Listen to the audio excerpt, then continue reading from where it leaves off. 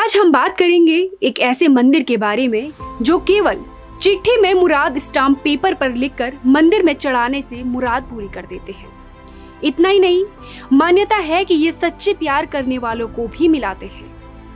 देवभूमि की देव कथाओं के इस एपिसोड में हम बात कर रहे हैं उत्तराखंड के गोलू देवता की, जिन्हें न्याय के देवता भी कहा जाता है। अल्मोड़ा, चंपावत और घोड़ाखाल में इनका पवित्र मंदिर स्थित है।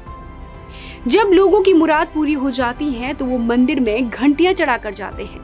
इन मंदिरों में लगी अनगिनत घंटियां यहाँ से किसी के भी खाली हाथ न जाने की गवाही देते हैं। तो चलिए आपको सुनाते हैं गोलू देवता की कहानी। चंपावत में कत्यूरी व बंशी राजा झालू राई का राज था। इनकी 7 रानियां थी, लेकिन उनकी कोई संतान नहीं थी। एक बार राजा ने भैरव पूजा का आयोजन किया। भगवान भैरव ने सपने में कहा कि मैं तुम्हारी यहाँ रानी से जन्म लूंगा। एक दिन राजा शिकार करते हुए जंगल में बहुत दूर निकल गए। उन्हें प्यास लगी। दूर एक तालाब देखकर राजा ने जो ही पानी को छुआ, उन्हें एक नारी का स्वर सुनाई दिया, ये तालाब मेरा है, तुम बिना मेरे अनुमति के इसका जल नहीं पी सकते। राजा ने उस नारी को अपना परिचय देते हुए कहा, मैं गढ़ी चंपावत का राजा हूँ, मैं आपका परिचय जानना चाहता हूँ। तब उस नारी ने कहा, मैं पंचदेव देवताओं की बहन कलिंगा हूँ। राजा ने उसके साथ शादी की। रानी कलिंगा गर्भवती हुई। राजा प्रसन्न हुआ, पर उसकी बाकी 7 रानियों को जलन होने लगी। रानी कलिंगा ने बालक को जन्म दिया, पर 7 रानियों ने सिलबट्टे को रानी कलिंगा को दिखाकर कहा कि तुमने इसे पैदा किया है। बालक को एक लोहे के संदूक में लिटाकर काली नदी में बहा दिया। वो संदूक गौरी घाट में पहुंचा। गौरी घाट पर भाना नाम के मछुआरे के जाल में वह संदूक फंस गया। मछुआरा निसंतान था, इसलिए उसने बालक को भगवान का प्रसाद मानकर पाल लिया।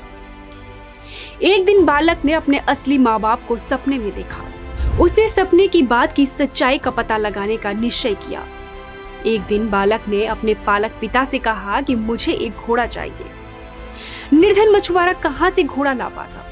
उसने एक बढ़ई से कहकर अपने पुत्र का मन रखने के लिए काठ का घोड़ा बनवा दिया। बालक चमत्कारी था। उसने उस काठ के घोड़े में प्राण डाल दिए और फिर वो उस घोड़े में बैठकर दूर दूर तक घूमने जाने लगा। एक बार घूमते घूमते वो राजा झालू राई की राजधानी धुमाकोट में पहुंचा। घोड़े को एक जलाशय के पास बांधकर सुस्ताने लगा। वो जलाशय रानियों का स्नान घर भी था।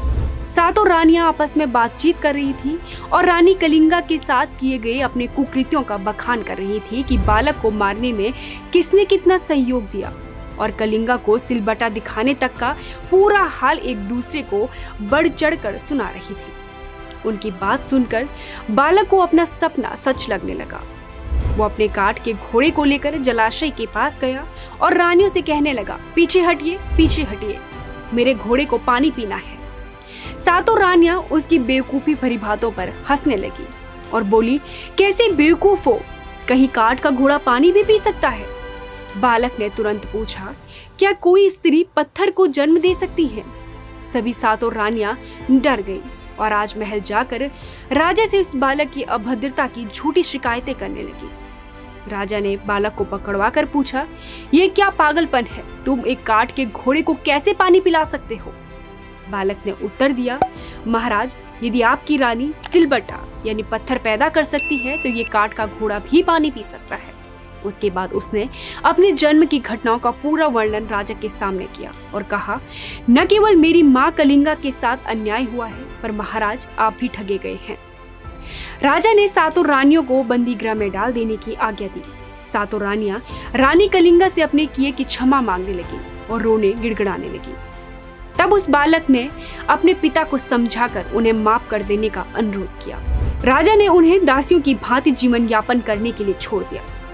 कहा जाता है कि यही बालक बड़ा होकर ग्वेल, गोलूबाला, गोरिया तथा गौर भैरव नाम से प्रसिद्ध हुआ है। ग्वेल नाम इसलिए पड़ा कि उन्होंने अपने राज्य में जनता की एक रक्षक के रूप में रक्षा की। तो ये थी कहानी गोलू देवता की। तो इस सीरीज में हम आपको ऐसे ही मनोरंजक ज्ञानवर्धक कहानियां सुनाते रहेंगे। तो आपसे कोई भी एपिसोड मिस ना हो, इसके लिए चैनल को लाइक, शेयर और सब्सक्राइब जरूर करें।